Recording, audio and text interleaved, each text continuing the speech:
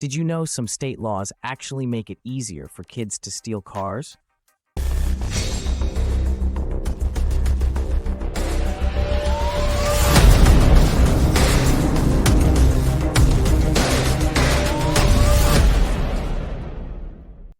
There's a reason why kids are stealing cars and smashing through storefronts. There's also a reason why vehicles are being stolen by the Kia boys instead of Kia men. Although we're pretty sure girls are also involved. Believe it or not, some states have lenient laws that only slap kids on the wrist. The Kia boys have been creating chaos in cities all across the nation as they easily hack into older Kia and Hyundai models and steal them. If you pay any attention to the news, you've probably heard about teenagers stealing cars to smash into storefronts. They hop out, grab what they can, and flee the scene.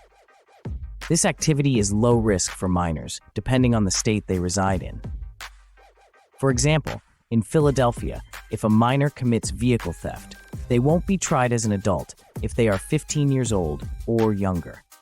They also won't go through the system at age 15 or older if they haven't been adjudicated for robbery of a motor vehicle and didn't use a deadly weapon during the robbery. It may be considered a delinquent act with juvenile court proceedings, but it would be considered a crime if an adult committed the same act.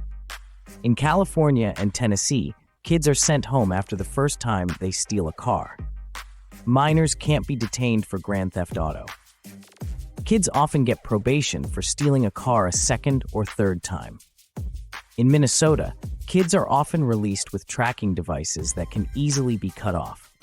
The kids don't serve time or face harsh consequences.